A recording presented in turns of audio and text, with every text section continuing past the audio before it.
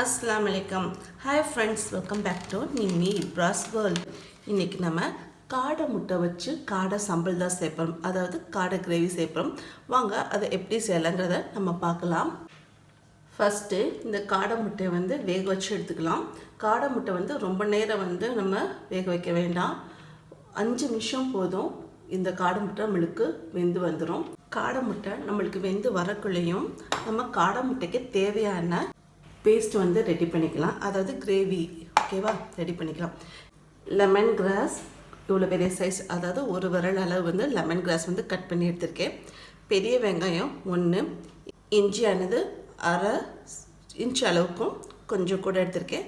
4 பல் பூண்டு எடுத்திருக்கேன். இது எல்லாத்தையுமே நம்ம மிக்ஸி ஜாரில் சேர்த்து ஃபஸ்ட்டு அரைச்சி எடுத்துக்கலாம். லெமன் கிராஸ் ஒரு விரல் அளவு, பூண்டு 4 பல் பூண்டு, இஞ்சி 1 இன்ச்சுக்கு கொஞ்சம் கூட, ஒரு பெரிய வெங்காயம். இது எல்லாத்தையுமே இப்போ நான் இதோட சேர்த்துக்கிட்டேன். இது எல்லாத்தையுமே ஃபஸ்ட்டு நான் அரைச்சி எடுத்துகிட்டு வரேன். மிக்ஸி ஜாரில் சேர்த்தேன் பார்த்திங்களா, எல்லாத்தையுமே இந்த மாதிரி அரைச்சி எடுத்துக்கிட்டேன். ரொம்ப நைஸாகவும் அரைக்க வேண்டாம், அதே மாதிரி லைட்டாக குறை மாதிரியும் அரைக்க வேண்டாம். அது ரெண்டுக்கு இடையில இருக்க பதத்தில் அரைச்சி எடுத்துக்கோங்க. சில்லி சாஸ் 1 ஸ்பூன் அளவு, டொமேட்டோ சாஸ் 1 டேபிள் ஸ்பூன் அளவு, சர்க்கரை 3/4 டேபிள் ஸ்பூன் அளவு, இங்கே குலாம் மலாக்கான்னு சொல்லுவாங்க, அது 3/4 டேபிள் ஸ்பூன் அளவு, 1/2 டேபிள் ஸ்பூன் நார்மல் சுகர் எடுத்திருக்கேன். முட்டையானது 5 நிமிஷம் வேக விட்டுருந்தோம், வெந்து வந்துடுச்சு. இப்போ ஆறின தண்ணியில் போட்டுட்டு முட்டையை ஃபஸ்ட்டு உரித்து எடுத்துக்கிறேன். காடை முட்டையை இந்த மாதிரி தோல் உரித்து எடுத்துக்கிட்டேன். கடாய் ஒன்று எடுத்துக்கிட்டேன். ஒரு குழிக்கரண்டி அளவு எண்ணெய் சேர்த்துருக்கேன். இந்த எண்ணெயானது நம்மளுக்கு சூடேறி வரட்டும். எண்ணெய் சூடேறுமே நம்ம மிக்ஸி ஜாரில் அரைச்சோம் பார்த்தீங்களா, அந்த பேஸ்டானது இப்போ நான் இதோட சேர்த்துக்கிறேன். சேர்த்ததுக்கப்புறம் கலந்து விட்டுக்கிறேன். எண்ணெயிலே கொஞ்சம் நிறைய இதை வதங்கி லைட்டாக டிரான்ஸ்பரண்ட் ஆனாலே போதும், கலர் மாறுங்கிற அவசியம் கிடையாது. நல்லா வதங்கி எண்ணெயை தெளிஞ்சு வர ஆரம்பிச்சிச்சு. இந்த சமயத்தில் 1 ஸ்கூப் அளவு வரமிளகா சுடுதண்ணியில் வேக வச்சு அதுக்கப்புறம் அந்த தண்ணியை வடிகட்டிட்டு 1 ஸ்கூப் அளவு அரைச்சி நான் எடுத்திருக்கேன்.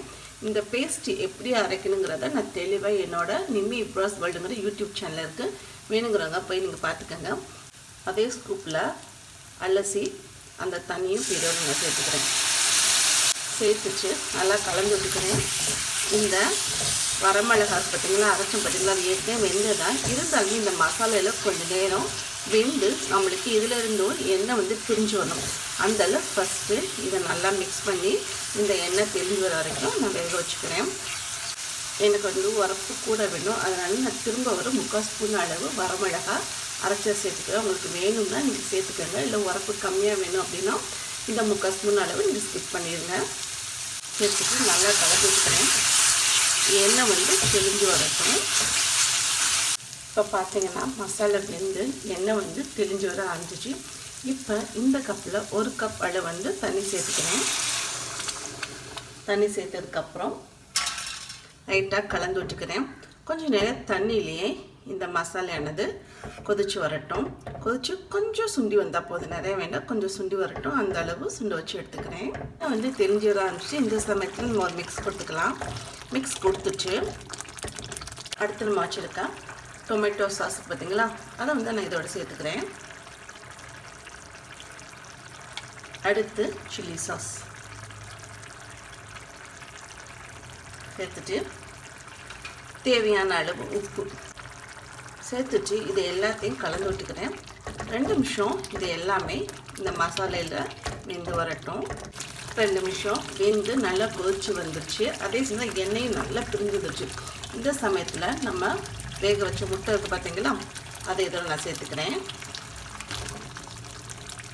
சேர்த்துட்டு நல்லா மிக்ஸ் கொடுத்துக்கிறேன்.